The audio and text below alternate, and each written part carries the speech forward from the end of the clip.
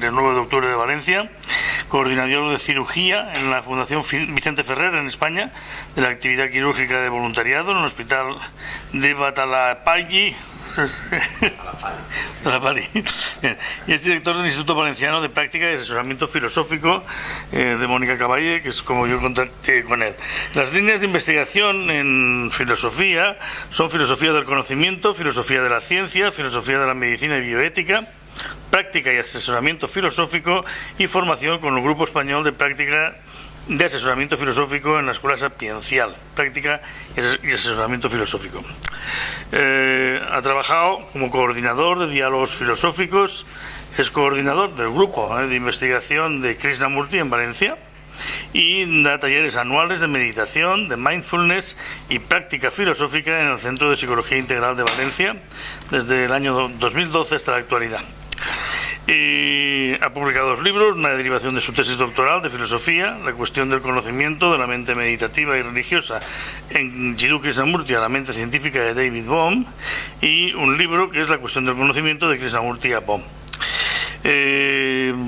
Lo tenemos aquí para que nos hable precisamente de, pues, quizá una de las figuras más importantes que ha tenido el siglo XX como pensador, que es Jiddu Krishnamurti, en este caso pues su aplicación más a la docencia.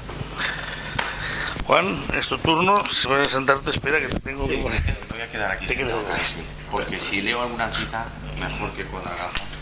Espera que hay que poner las cosas a un sitio. Bien.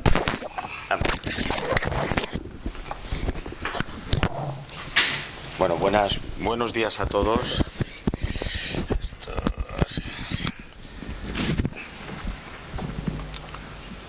Yo creo que vamos bien de tiempo y cuando tú me digas... Vale. Sí, no, yo me lo iré controlando. Realmente ayer hicimos un seminario sobre un poco las aportaciones de Krishnamurti y David Bohm hacia las propuestas de una nueva educación, de las posibilidades de una dimensión de la conciencia global.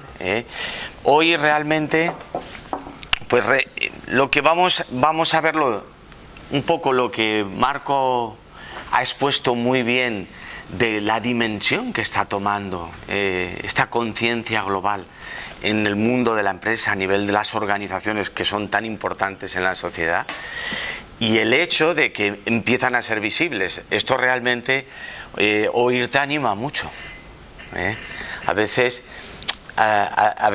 desde la dimensión filosófica, a veces nos escondemos ahí en un cuartito cerrado y a lo mejor ves el telediario, las noticias y te desanimas. Pero muchas veces cuando os oigo hablar a vosotros te vienes arriba, porque yo estoy muy de acuerdo en lo que has dicho tú. La posibilidad de que el cambio individual de cada persona, la transformación del ser humano, aunque tiene una, digamos, como se dice en ciencia, una progresión geométrica. Un 10% que has comentado podría suponer un cambio social de dimensiones, vamos, inimaginables. Claro, pues hay que pensar en el 100%. De hecho, yo lo que os voy a proponer desde un fundamento filosófico es que seamos el 100%, por lo menos el 100% de los que estamos aquí. ¿Entendéis lo que nosotros, los filósofos, no nos conformamos con cifras y no hablamos de cifras, pero vamos a ir al fundamento. Y de hecho, yo creo que uno de los objetivos es que desde la dimensión filosófica podemos fundamentar lo que has comentado, Marco. Tiene un fundamento filosófico la conciencia global, como también tiene un fundamento fisiológico. Yo hoy no voy a hablar de esa parte, aunque es parte de mi especialidad también, las ciencias biomédicas. Y si pudiéramos hablar con nuestro riñón lo tendría absolutamente claro, que su conciencia como riñón estaría muy subordinada a la conciencia global del organismo en el que vive. ¿Entendéis? El riñón no sabe vivir sin el hígado no sabe vivir sin el sistema circulatorio, no pueden vivir unos sin otros. Realmente, y ya no voy a decir nada más sobre ciencia biomédica, pero pensar que existe el mismo fundamento que el que vamos a hablar desde la dimensión filosófica. Realmente, o sea, no existe la posibilidad de la vida de forma individual, independiente. No existe a nivel fisiológico del organismo. ¿Entendéis? No, es un clarísimo ejemplo, si otro año queréis, podemos hablarlo desde esta dimensión científica, médica, de que la conciencia global es la verdadera realidad. La conciencia del yo, por eso un poco es una ilusión del yo individual. Posiblemente es una dimensión mucho más real esa conciencia global. Por eso voy a intentar ser muy esquemático, pero el título es de nuestra conciencia del yo, que es la habitual que tenemos, a la conciencia global. Que este sería un poco el propósito de esta nueva educación desde una dimensión filosófica. Y aquí estamos todos implicados, todos, el 100%. Simplemente os lo comenté ayer, los pocos que vinisteis al seminario, de que realmente podemos ser autocríticos con nosotros mismos, con nuestra raza humana, con nuestro mundo, y podemos darnos cuenta que a lo mejor la sabiduría, la valiosa sabiduría que nos ha sido transmitida por filósofos, científicos, no ha tenido el resultado esperado todavía. Por lo menos en el siglo XX no se veían muchos, y ahora en el siglo XXI yo veo muchas posibilidades, y una de ellas es la que tú has comentado, y nos tiene que animar, pero indudablemente ha habido algo que ha fallado en nuestra educación hasta el momento, desde esta dimensión filosófica, y posiblemente es porque hemos sido poco científicos. Los fisiólogos, desde el punto de vista de la dimensión fisiológica o de la patología médica en concreto, siempre tú tienes que hacer un diagnóstico etiológico, comprender el origen del problema, no solo del problema, sino del funcionamiento donde supuestamente se produce un problema. Por ejemplo, en un riñón, debes comprenderlo muy bien para poder tener una actuación virtuosa sobre ese órgano, por ejemplo. ¿Entendéis?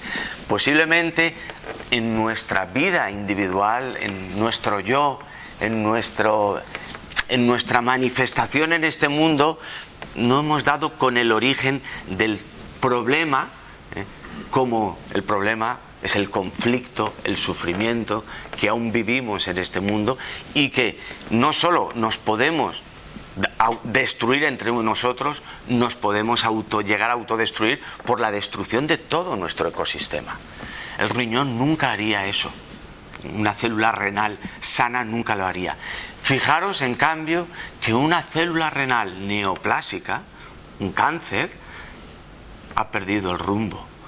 Se considera su yo, su individualidad es predominante, y lo que pasa que desgraciadamente no sabe lo que hace. Es un ignorante ese cáncer, porque no sabe que porque él tenga ese sentimiento de individualidad, fuera de un orden total, no sabe que su fin es la autodestrucción. Por eso el cáncer no solo mata al organismo globalmente, sino que primariamente se autodestruye a sí mismo, porque destruye un cáncer, el final de cualquier tumor es su necrosis, porque destruyen sus propias fuentes de alimentación, su nutrición vascular, nerviosa. Entonces su fin está condenado. Él ha perdido su conciencia, pasó de ser global a ser individual. El ser humano, posiblemente el diagnóstico sería algo similar, pero por lo que fuera, por nuestra educación previa, nosotros creíamos que nuestra educación de nuestro yo nuestro desarrollo individual era algo primario y lo poníamos por delante y por encima del desarrollo y la conciencia global. Y este es posiblemente este es el origen del problema. Y con esto casi ya habríamos acabado la conferencia. ¿Entendéis? Pero ahora lo que vamos simplemente es a indagar, a profundizar claramente esto, porque igual que hablábamos ayer, tenemos tantos hábitos adquiridos en nuestro desarrollo, en nuestra conciencia individual, aparte de esa conciencia global, que tenemos que estar muy atentos, tenemos que ser muy trabajadores. Como decíamos ayer, como proponía Krishnamurti, hay que tener una intención y una pasión inquebrantable, día a día, momento a momento, para comprender momento a momento y que se produzca esa verdadera comprensión y transformación. Entonces, es como lo que hablábamos ayer.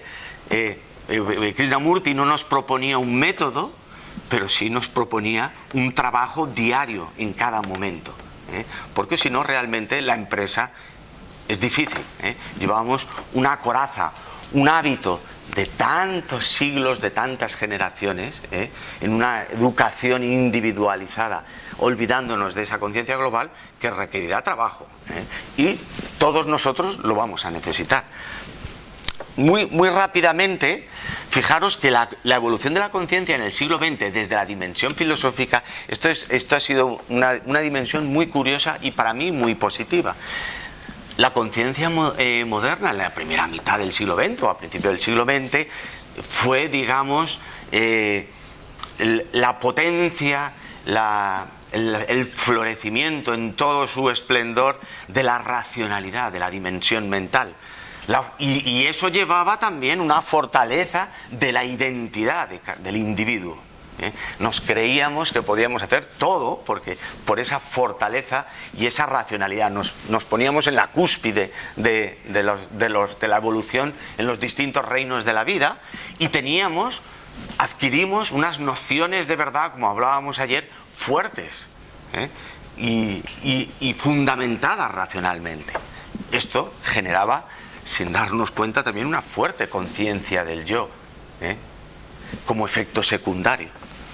Pero apareció esa conciencia posmoderna, que en filosofía fue muy importante, en distintas áreas del planeta, en la cual ponía en solfa, digamos, o veía una relatividad de estas fuertes estructuras psicosociales del mundo moderno que se habían desarrollado a través de esa conciencia excesivamente individual, tan individualizada. Y de hecho empezó a cuestionar la naturaleza construida y relativa de nuestras verdades o de nuestras realidades. Y en definitiva, uno de ellos fue Krishnamurti, también, aunque no fue un filósofo académico, podría seguir esa conciencia posmoderna al cuestionar la realidad de la conciencia del yo individual. De hecho, un autor que aún vive y para mí es un filósofo magnífico italiano, que es Gianni Vattimo, digamos, su tesis o uno de sus libros más importantes se llama El pensamiento débil. Él es, digamos, un gran representante de esta conciencia posmoderna en filosofía e indudablemente dice: o debilitamos nuestro pensamiento de esa noción de verdad, de yo fuerte, o la dimensión ética, la posibilidad de autodestrucción será patente. Entonces, es a partir de aquí donde puede florecer también la virtud. En definitiva, lo que hablábamos ayer, como decía Sócrates. La conciencia actual, en cambio, ha vivido, gracias a Internet, gracias a los avances tecnológicos, la globalización. Es algo clarísimo, no voy a insistir. Nuestro mundo es interdependiente o global, pero podemos tener un riesgo. A lo mejor lo que estamos haciendo es internacionalizar, como pongo ahí en la diapositiva, nuestra dimensión individual. ¿Vale? sigo teniendo mi conciencia del yo, pero internacionalmente. Yo no soy un experto en economía, pero vale, el fruto de mi mercado local, ya gano 3, si lo he internacionalizado voy a ganar 10.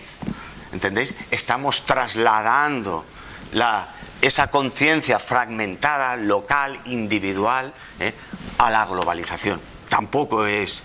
Eso posiblemente aún aceleraría más la autodestrucción, por el propio poder de esto. Por eso el capitalismo se haría desmedido. ¿Qué es la conciencia global? Así un poco en términos así muy genéricos. Es el resultado de la internacionalización creativa de la educación, podría ser. Pertenecemos a una ciudadanía global de dimensión planetaria, es patente. Esto transforma todas nuestras estructuras de valores o se interrelacionen muchos valores. Esto hace que surjan nuevos paradigmas, como has comentado, Marco, con un estatus legal distinto, una ética global, una identidad colectiva, diálogo, convivencia eficaz. Y una de las cosas que lo has explicado fenomenal es cómo esto se puede vivir en una empresa diferente, muy distinta. Y una cosa muy importante, desarrollar una conciencia global más allá de la simple globalización, eso que hablábamos antes. Esto lo saqué de un trabajo, también de un pedagogo, frente a la globalización del individualismo y la indiferencia, la globalización de la solidaridad, frente a la globalización de la desigualdad, o sea, todos más desiguales, globalicemos en la equidad y en la dignidad. Frente a la globalización economista, globalicemos de forma humanista. ¿Entendéis? Es algo que de forma genérica no podemos olvidar. Pero ¿en qué se basa la conciencia global? En la conciencia de la interdependencia de todo lo existente. Esto es muy antiguo. Las tradiciones milenarias orientales es el verdadero fundamento. En el budismo es algo clarísimo. La conciencia de la interdependencia. La doctrina de la vacuidad. De cualquier manera, esta conciencia, os lo pongo aquí en rojo, os he puesto en rojo las partes que yo me manejo un poquito, que es la dimensión científica desde la parte física y biológica y la dimensión filosófica. Desde la dimensión científica es clarísima la interdependencia. No tiene ni motivo de discusión. Entre médicos lo tendríamos claro. Las células renales lo tienen claro, las células cardíacas, las células óseas, todas lo tienen claro.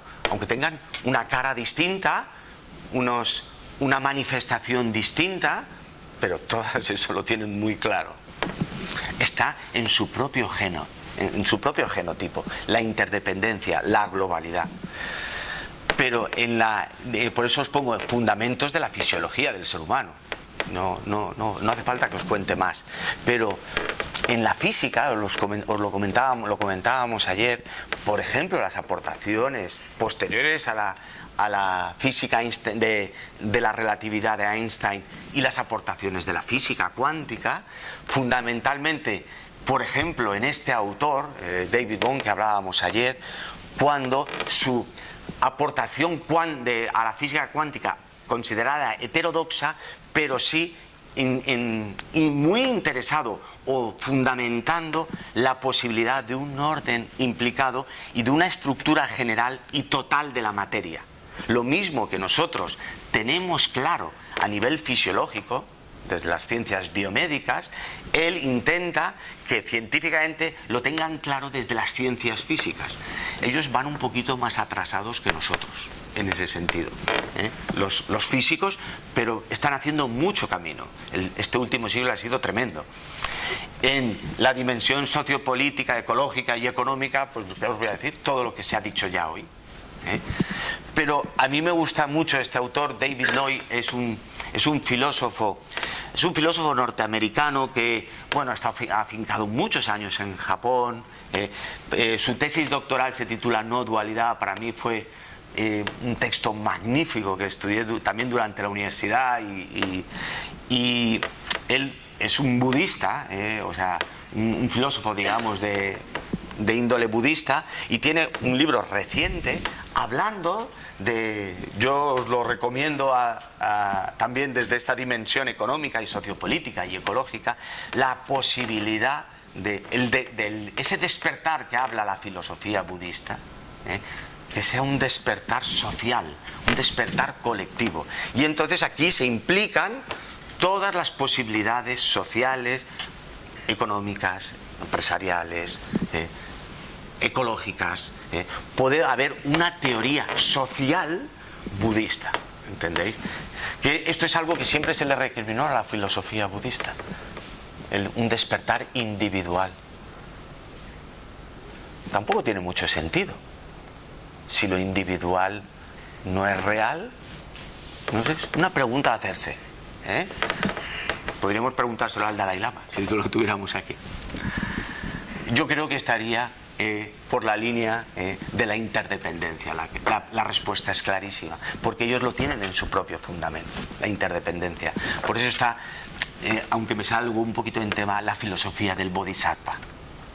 O sea, el despertar del bodhisattva no tiene ningún sentido sin el despertar del prójimo, de lo otro, de lo fuera de él.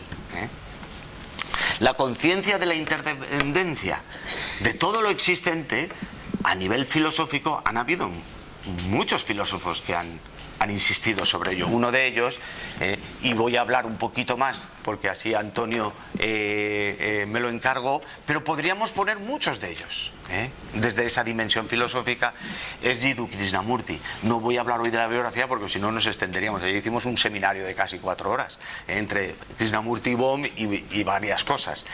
Pero fijaros, para Krishnamurti, usted es el mundo. Que cierto es. Es como si el riñón se lo dijera al hígado. ¿Entendéis? La transformación de cada ser humano es la transformación de la sociedad, lo que has comentado. Entonces, claro, nosotros no vamos a mirar de porcentajes, es lo que os decía. Nosotros es todos. Y ya, si es posible. Y es posible. Ahora eso es lo que vamos a intentar fundamentar filosóficamente. Bueno, esto muy rápido. La crisis, la hipótesis que, digamos, muchos filósofos dan es esta. La crisis y el sufrimiento del mundo es una crisis que se origina en la conciencia del ser humano. Pues muy lógico. Son personas muy racionales estos filósofos.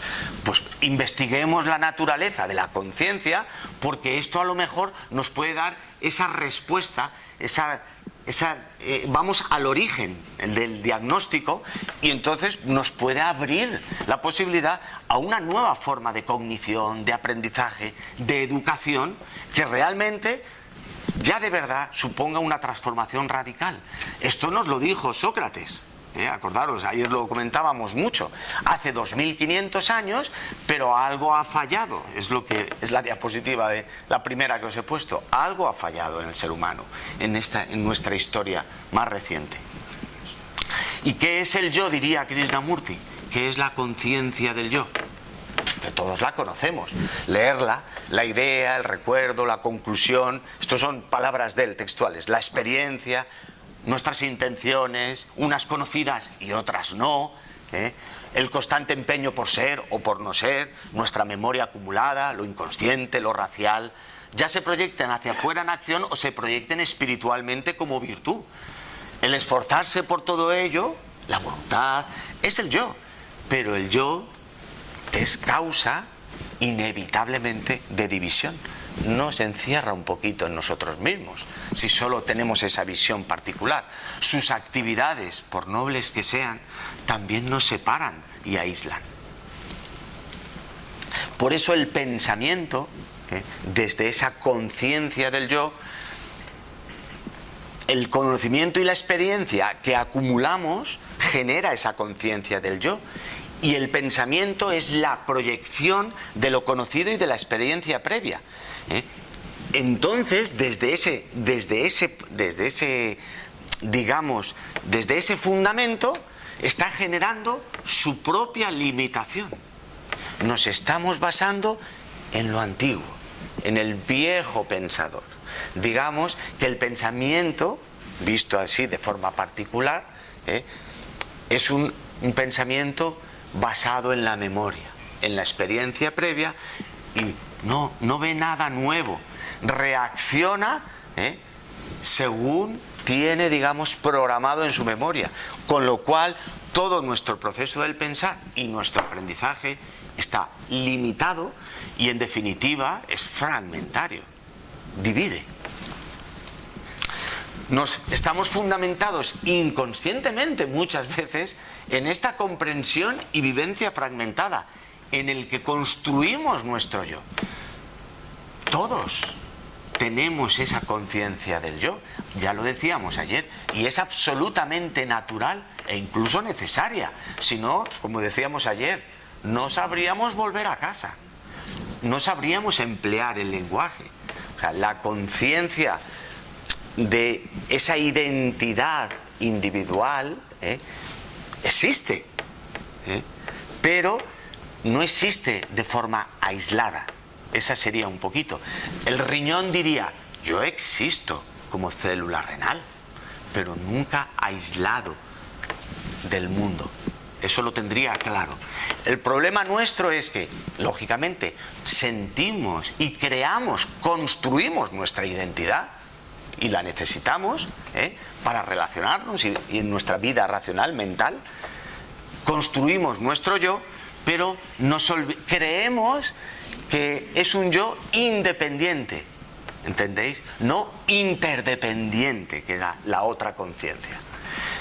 Por ello, desde esa construcción de ese yo aislado, es difícil comprender y vivir plenamente una percepción de esa interdependencia. En términos filosóficos, es muchas veces desde la dimensión oriental lo mencionamos como no duales, en la cual no hay separación, como decíamos ayer, entre el observador y lo observado. No hay división. La limitación se encuentra en nuestro yo, en esa conciencia que se cree independiente. Simplemente. Y nuestra educación trabaja para ella. Por eso queremos ganar dinero todos, con el ejemplo que antes comentabas, y nos da igual que aunque ganemos mucho y que destruyamos el planeta. Es muy ignorante esa persona, no sabe que bien, ganará mucho, se está comportando como una célula neoplásica maligna, pero es que al final, por mucho que gane, ¿de qué le va a servir si no lo va a poder disfrutar? ¿Entendéis? Se va a destruir. Nuestra educación devalúa inevitablemente la percepción vital de la interdependencia. No nos sentimos responsables ni unidos a lo otro, a los árboles, al reino animal, a lo observado. Nos sentimos separados porque estamos educados así. Cada vez menos. Por eso surgen estas conciencias que hemos oído antes. La visión socrática, que ayer adelantamos algo, el problema no estaría en la maldad. Todos queremos nuestro bien, diría Sócrates, todos queremos la felicidad. El problema es la ignorancia, es que realmente no sabemos lo que hacemos. Esa persona que quiere ganar tanto dinero, si supiera que si haciendo eso, independientemente de lo que haga, aunque se coma medio planeta, si él supiera que así se va a autodestruir, acto seguido diría: quieto, no, esto no lo hagamos así, esto no es sostenible, ¿para qué quiero ganar tanto dinero? ¿Entendéis? El problema es ignorancia, no sabemos lo que hacemos. La solución, por eso, ya no está en la voluntad de erradicar el mal que nos nacería. Esto hay que erradicarlo. No es la solución, posiblemente. La solución, tal y como nos la propone Sócrates o Krishnamurti, como insistimos ayer, es la comprensión realmente de todo este proceso, de cómo funcionamos, de cuál es nuestra conciencia. No tenemos por eso ahora que decapitar al yo, al pobrecito yo, que es un ignorante, que no sabe lo que hace cuando se cree independiente. Tenemos que comprenderle. Por eso, el conocimiento de uno mismo, ese al que hablaba Sócrates, esa comprensión profunda de uno mismo, es el origen de la acción virtuosa. Es lo que hablábamos ayer, es la paradoja socrática de la virtud es conocimiento. Cuando comentábamos un poco el debate que tuvo, digamos, posteriormente con Aristóteles de la influencia del hábito, que también tenía razón, claro.